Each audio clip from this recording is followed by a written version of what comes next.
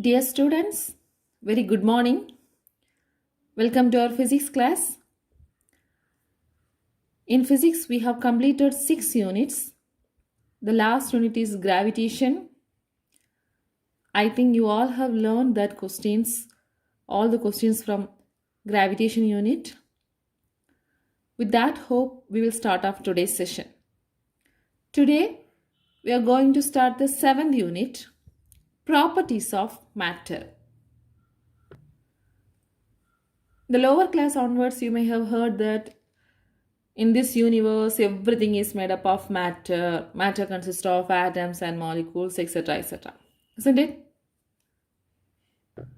What are the 3 forms of matter? Solid, liquid, gases. Isn't it? So this unit, we are going to learn the different properties of this matter. That is changes in pressure, changes in volume, etc. So why it is necessary to learn the properties of matter? Actually, when we know the properties of different materials, it is easily select for the specific applications. Isn't it? So if we don't know the properties of particular material, it is very difficult and the particular thing will not get life lasting. For example, we Indians always wondered about one of the ancient dams in the world is Kallanai. Isn't it? It was located at Trichy. We all know that it was built across the river Kaveri for the purpose of irrigation. It was built by Karigala Chodan. Isn't it? It was built in the earlier 2nd century AD. So till now, it doesn't get any damage. It is very stable. It is very stable and very strong. So that the Tamilians, that is the stability and utility of Kallanai Dam, reveal the intuitive scientific understanding of Tamils who designed this dam.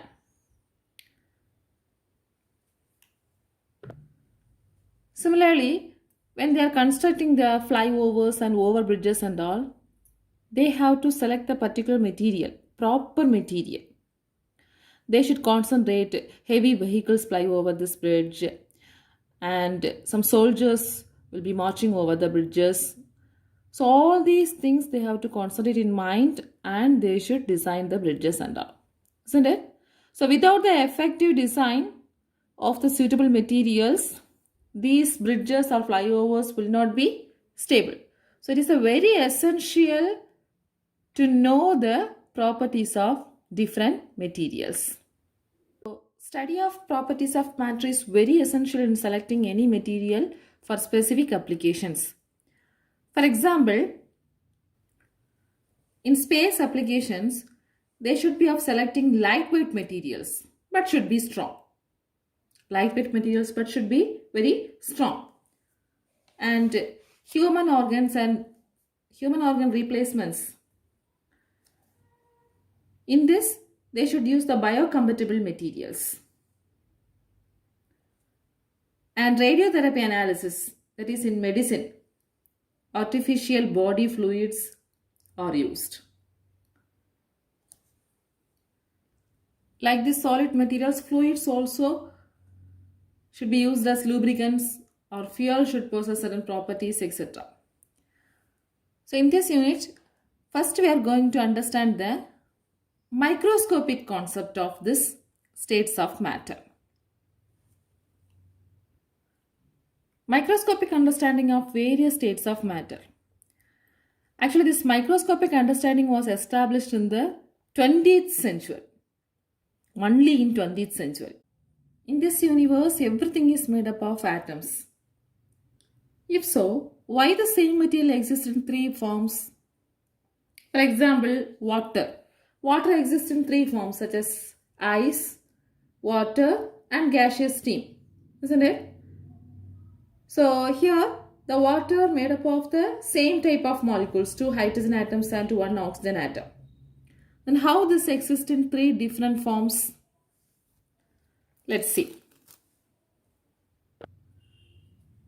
The distance between the atoms or molecules determines the state of matter, whether it is exists in the solid, liquid or gaseous state. What is that? The distance between the atoms or the molecules determines the states of matter. This we can call it as interatomic distance. The distance between the atoms or molecules are known as interatomic distance or intermolecular distance. The force acting on this interatomic distance is known as interatomic forces. Okay, so this will determine the states of matter, whether the object is in the solid state or liquid state or in the gaseous state. Let's see some basic knowledge about the solid, liquids and gases. In the lower classes itself, you may have learnt solids means very thick and strong, isn't it? So here, atoms or molecules are tightly fixed. Tightly fixed. That means atoms get bound together through various types of bonding. In solids, lot of atoms are there. So all the atoms get bound together through various types of bonding.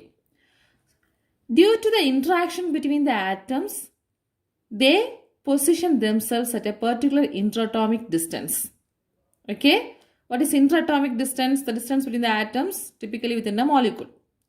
So due to the interaction between the atoms, there is an attractive force. There is an interaction. They position themselves at a particular interatomic distance. So in that, the atoms are positioned at a particular distance. So this positions of atoms in this bound condition is called their mean position. So in the solid, all the positions are at the mean position. All the atoms are in the mean position. This position of atoms in this bound condition is called their mean position. So simple thing is, in solids all the atoms get tightly bound together or tightly fixed together. Okay, so here the interatomic distance and the interatomic forces is very strong. So the atoms are positioned at a particular distance. The next one, liquids. How the same solid exists in the form of liquid? Let's see. Liquids. When the solid is heated, it receives thermal energy and vibrates about their mean positions. Okay? When the solid is heated, some external energy is applied to the solid. So what happens? It receives some external energy. It receives thermal energy. And the atoms get vibrate about their mean position. So what happens? The atoms loses its strength. That is, keep on heating the solid. When we do that, above its melting point, the heat energy will break the bonding between the atoms. We have learned atoms have very strong bonding. So, in solid. But here, when the heat energy is supplied continuously to the solid, above a particular limit, that is above its melting point, this heat energy will break the bonding between the atoms. So what happens? The intermolecular force gets weaker. Intermolecular force means the force between the molecule of the compound. It gets weaker. So the molecule will move. In solids, the molecule will not move, but here they will fix about their mean position. Here the molecules will move. So a structure is mobile. This is the case of liquids. Next, gaseous states. When the liquid is heated at constant pressure to its boiling point, or when the pressure is reduced at constant temperature, it will convert to gas. So keep on continuously heating the liquid. When the liquid is get heated at constant pressure to its boiling point, or when the pressure is reduced at constant temperature, it will convert to gas. Keep on continuously heating the liquid, it will convert to gas. So process of conversion of liquid to gas is known as evaporation. Actually here, the intermolecular force gets very weak. Very weak in the sense we can say there is no interatomic forces or intermolecular forces. Gas molecules have very weak bonds. So what will happen? It can move very freely. That is in the state of gaseous state. Look at this figure. You can understand easily. So solid, the atoms get bound together. There is a tight bonding. Liquid, there is a space between the atoms. That means the interatomic force or intermolecular force gets weaker, so it is easy to move. And gas, there is no interatomic forces or intermolecular forces. It is in the excited state, so it is moving very freely. So this is the representation of transition from solid to liquid, liquid to gaseous state with a change in external energy. Listen this column. In addition to the three physical states of matter, in extreme environments, matter can exist in other states such as plasma, Bose-Einstein condensates. Additional states such as quark-gluon plasmas are also believed to be possible. Actually, these things you will be learning in the higher classes in the degree courses. So there is another one states of matter is there, that is known as plasma. It is said to be ionized state. Ionized state. Major part of the atomic matter of the universe is hot plasma in the form of rarefied interstellar medium and dense stars. Okay, so you have to understand solid, liquid, gas, as well as one of the state of matter is plasma. It is in the ionized state. Let's see one of the behavior of material, that is elastic behavior of materials. Elastic behavior of materials, that is elasticity. So what comes in your mind? Yes, rubber band, spring, etc. See this rubber band, how the elasticity appears. So this is the shape of the rubber band. If you stretch the rubber band, its shapes gets changed. And if you remove the force, that is, if you remove the stretching force, the rubber band regain its original position. This property is known as elasticity. Similarly, in the case of spring, if you stretch the spring, it will elongate, and if you remove that stretching force, it will come to the original position. So this is known as elasticity. So in this rubber band, it consists of lot of atoms, isn't it?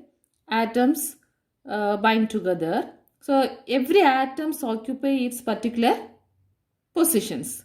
So it is known as stable equilibrium. When a force is applied, that external force that we can call it as deforming force.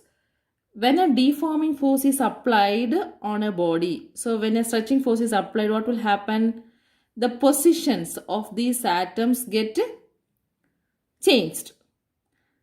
That means the atoms are pulled apart or pushed closer. Pulled apart or pushed closer. So when the deforming force is removed,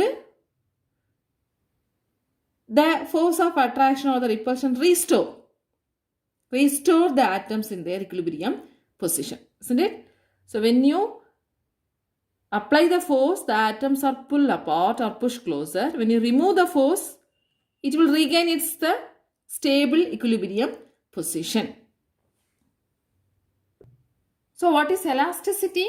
If a body regains its original shape and size after the removal of deforming force, it is said to be elastic, and the property is called elasticity.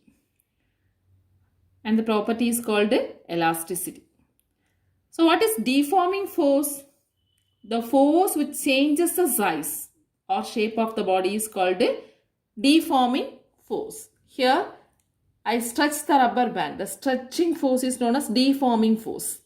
Okay, the force which changes. This is the original shape of the rubber band. When you apply the force, it changes its shape. So this is known as deforming force. What is restoring force?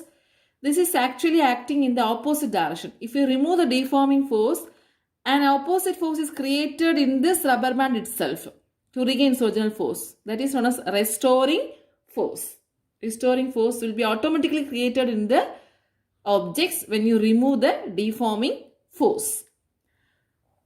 So for example, rubber band, metals, steel ropes, etc. These all experiencing the elastic behavior of the materials. Next, the opposite behavior, that is known as plasticity. If your body does not regain its original shape and size after the removal of deforming force, it is said to be a plastic body. And the property is called plasticity. So, if your body does not regain its original shape and size after the removal of the deforming force, it is said to be a plastic body, and the property is called plasticity.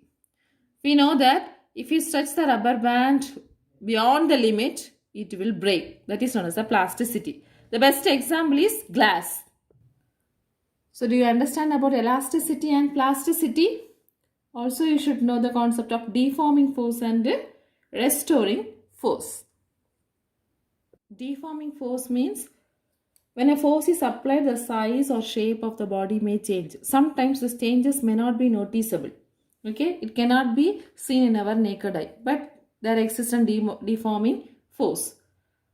And when there is a deforming force is developed, another one opposite force is created in the or developed in the body itself. So that internal force is known as the restoring force.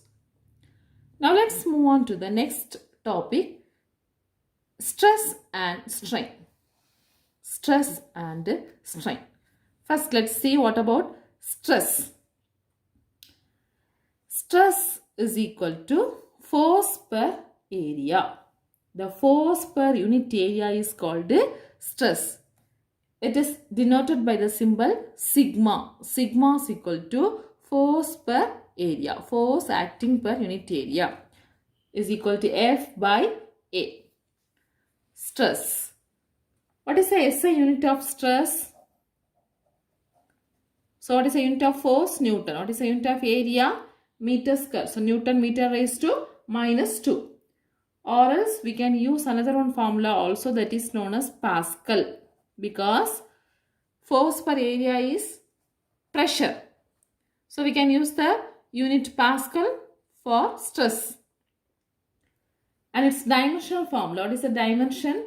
Dimensional formula is actually m L power minus 1 T power minus 2.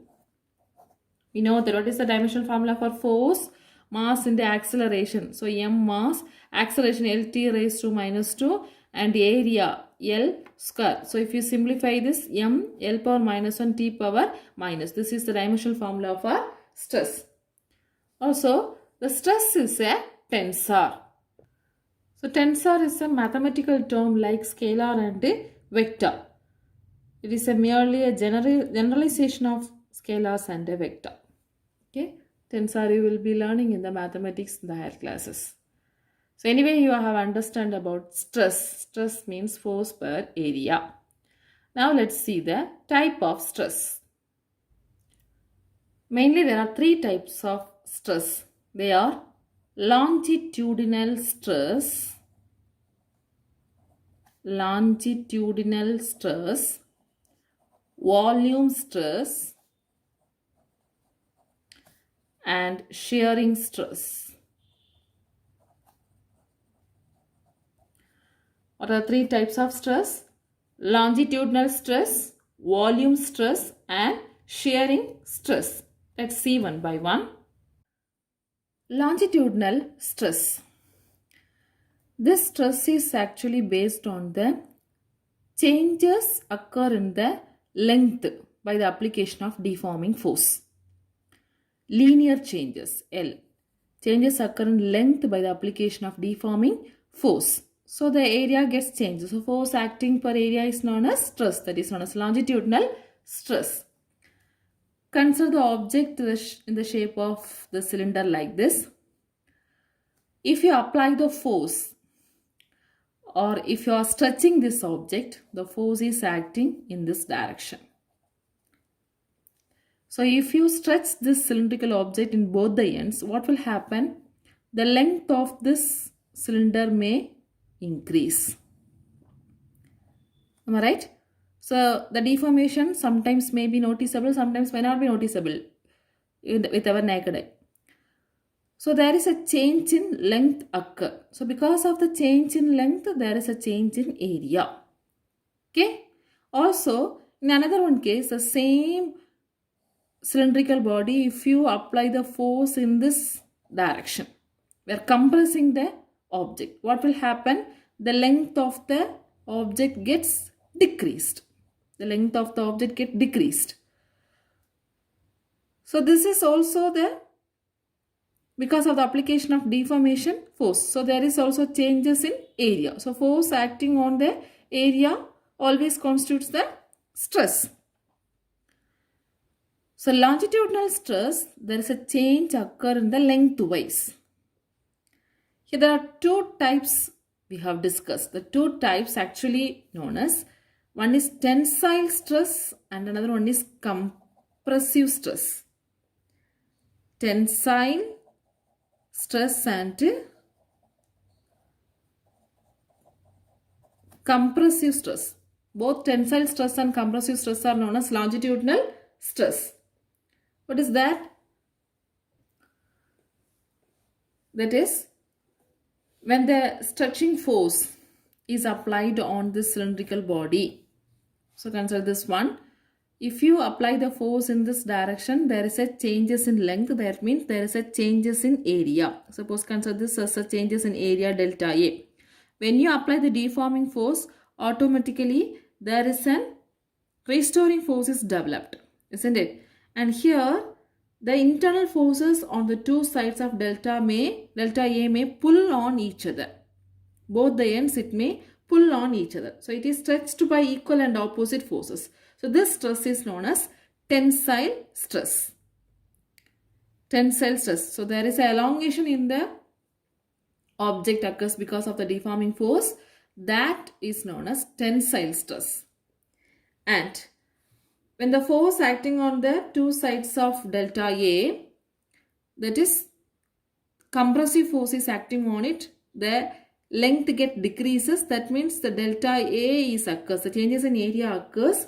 So here the force is acting on these two sides of delta A push on each other, pushed by equal and opposite forces. Here pulling, here it is pushed by each other. So this is known as compression state. So the longitudinal stress is called a compressive stress. I hope you have understood. Tensile stress and compressive stress are together known as longitudinal stress. If there is a elongation occur, it undergoes the tensile stress. If there is a compression occurs, it undergoes compressive stress.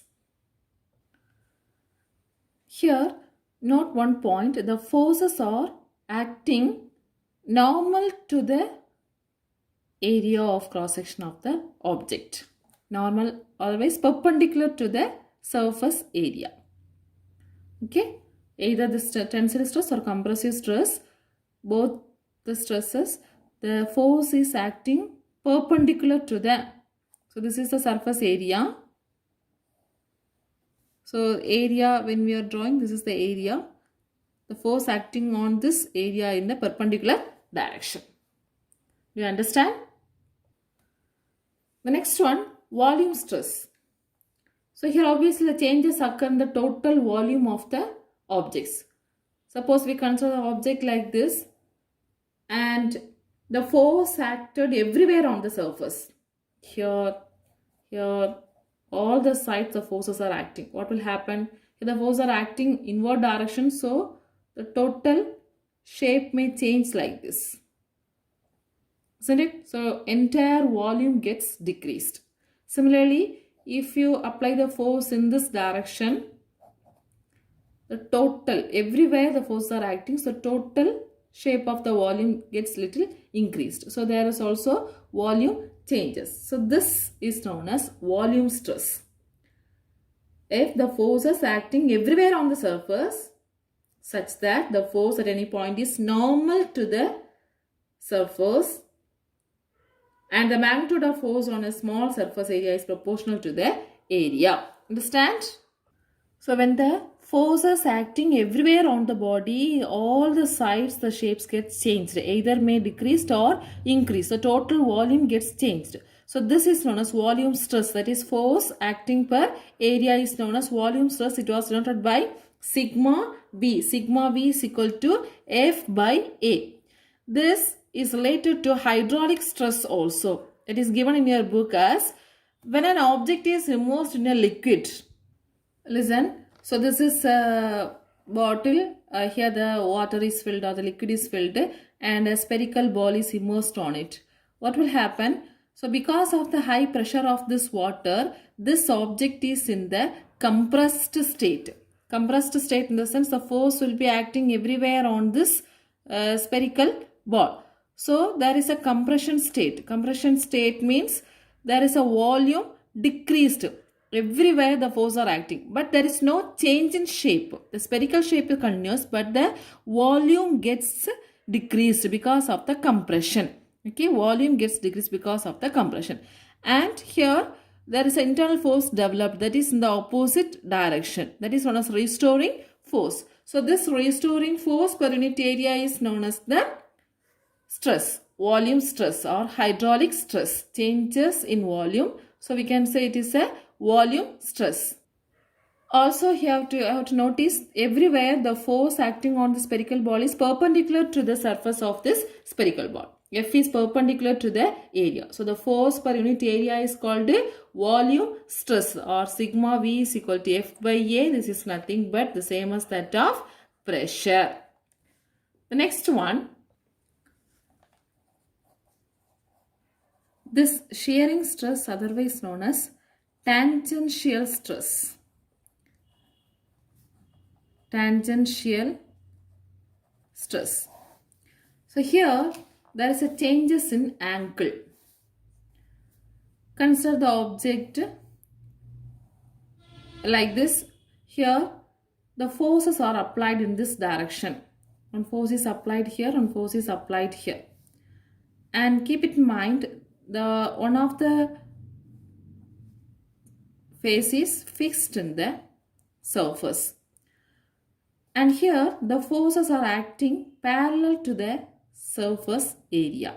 So this is the area of cross section, means the force acting in this side. So we can say the force is acting parallel to the surface. Okay. So when you apply the force, what will happen? If this is fixed and this top is not fixed, so there is a changes occur in this side. Am I right? There is a changes occur in this side. So there is a displacement from this original position to this position. So there is an angle displaced. So this changes constitutes a shearing stress or tangential stress. Have you got? So when a force is applied on this body, the body is fixed at the bottom and the forces are acting parallel to the area of cross section, both the sides. Here there is no changes, but here there is some slight displacement in the top. So it gets little angle displaced. So this changes constitute the shearing stress or tangential stress. So we can denote the symbol as sigma T is equal to Ft by delta A, changes in area. Force acting tangentially per the changes in area. This is known as tangential stress or shearing stress. So what are three types of stress? Longitudinal stress, volume stress and shearing stress. Longitudinal stress, the changes occur in lengthwise. That is the stress is equal to force per area. The lengthwise changes occur, so changes occur in the area also, and there is an elongation and compression, that is known as tensile stress and compressive stress. The next one, volume stress. Volume stress means the force is acting everywhere on the body. In the volume stress and longitudinal stress, the forces are acting perpendicular surface. And shearing stress, the forces acting parallel to the surface area, not perpendicular to the surface area, parallel to the surface area. And there is a slight displacement. So it is in the case of angular displacement, and because of that some area gets changed. So force acting per area is known as the tangential stress or shearing stress. The next topic is strain. Stress and strain. Stress gets over, now strain. What is meant by strain? Actually it measures the degree of deformation. Degree of deformation. That means how much an object is stretched when a force is applied. that explains the strain. Strain measures how much an object is stretched or deformed when a force is applied. Okay. Otherwise, we can say degree of deformation. So there will be some fractional changes. So it deals with the fractional changes in the size of the object. So how can we define strain? Strain is denoted by the symbol epsilon. This is known as epsilon. Epsilon is equal to change in size by original size. Change in size by original size. So here this epsilon is a dimensionless quantity. Why it is dimensionless quantity? Because numerator and denominator are same quantity. Here also change size, here also size. So dimensions will get cancelled. So dimensionless quantity, also we have learned in the first chapter dimensionless quantity example, strain, angle and all. And it has no unit, so no dimension and no unit. Okay, so change in size by original size, that is known as strain, and it has no unit and it has no dimension. Like stress, this strain also three types. They are longitudinal strain, volume strain, and shearing strain or tangential strain.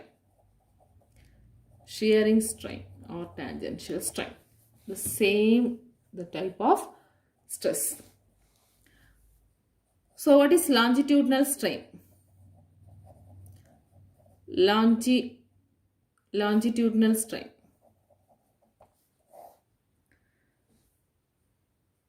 Always I said longitudinal word means it is in the changes occurring lengthwise.